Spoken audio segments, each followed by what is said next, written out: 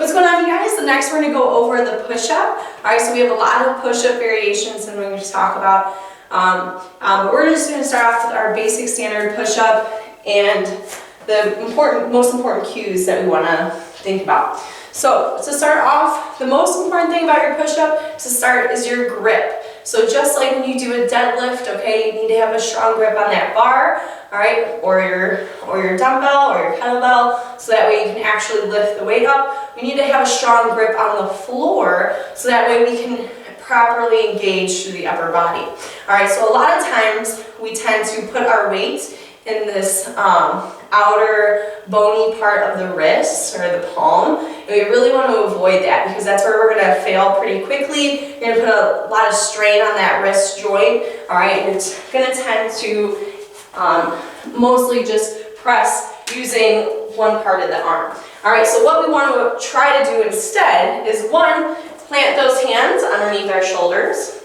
We want to open the fingers really wide here. So wide fingers, all right? And then from there, I'm pressing into the knuckles, all right? And then I'm grabbing the floor, which creates a little bit of a lift between my fingers here, all right? And then I'm gripping the floor with my fingertips. So I'm pushing down with my finger knuckles in the palm, I'm gripping the floor with my fingertips, and now I can push away, distributing my weight appropriately through my arms. So I'm in a plank position here. I'm driving my heels away. That's going to force my lower half to engage, and then I'm drawing the belly in towards the spine. Okay, the core is one of the most important parts of your push-up as well, because a lot of times we'll have the upper body strength, but we'll lose the core, right? Those hips will stay down, will look something like this. Okay, we want to avoid that. So pulling that belly in is going to make sure that those shoulders and hips stay locked into place. So we're going to keep those fingers nice and wide, grip the floor. We're up in that plank now. My shoulders stay stacked directly above my wrists. All right, I keep my elbows tight to the body, and I bring my chest down. Pushing up, back to my start position. All right, so that's your standard push-up. I also like to call it a military push-up, all right, because we're keeping those elbows glued in, okay? We also have a wide grip push-up. So I know that this closed grip push-up tends to be a little more challenging, especially for women, because we're a little bit weaker in those triceps, all right? We're a little bit weaker overall in the upper body, okay? But our biceps and our chest usually are the muscles that tend to take over. So if that military or standard grip push-up is too challenging on the toes, and maybe you even dropped your knees, which I'll go over that right now too. So the knee push-up, all right? There's nothing wrong with doing a push-up on your knees, but there's a few wrong ways to do it. So we'll start in our plank. We'll drop the knees down directly below where we started. All right, notice my hips are still low and my shoulders are still over the wrist. I'm not sinking my hips back, okay? A lot of times we do one of these, right?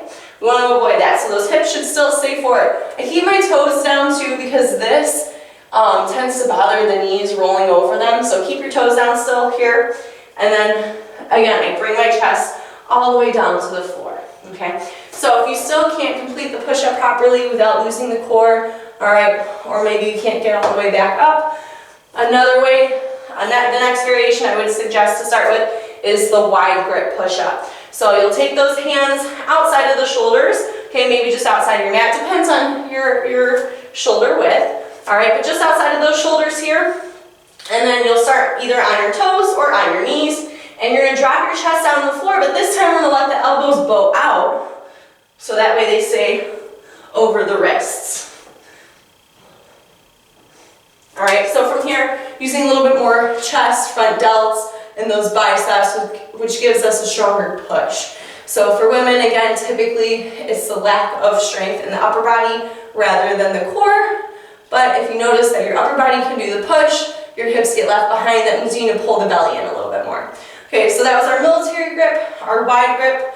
All right, we also have diamond push-ups. So diamond push-ups, you're going to make a little diamond with your hands. Now, I don't like to keep a strict diamond. I don't like to touch the fingers. I keep a little bit of space, but you'll keep that diamond center just below your chest, All right, and those elbows are still gonna stay tight to the body.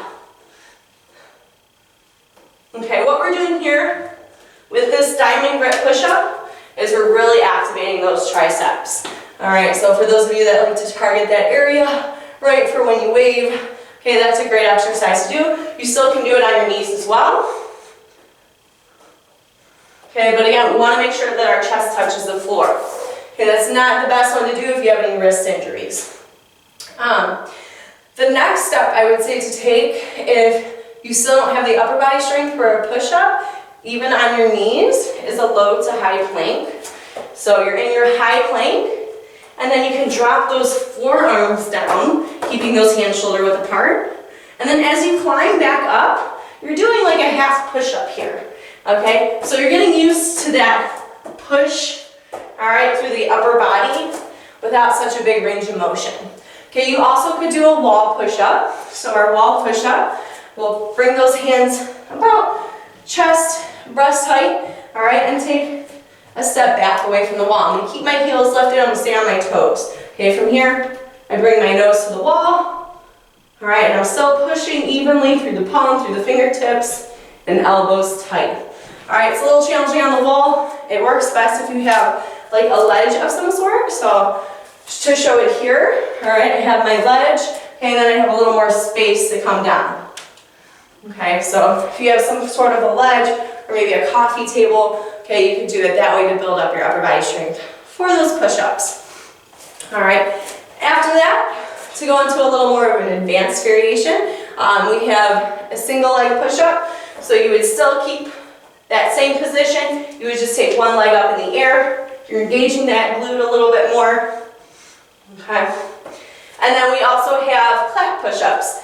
So you'll go down on your push-up. You're going to use that burst from your push to get those hands off the floor. Okay. So just want to touch on a few different variations here that you can do. Another good way to build up your pushing strength for push-ups is to grab some weight and do chest press. All right, now you're not using the core quite as much here, but you're getting used to pushing weight with those arms, right? Or you could do single,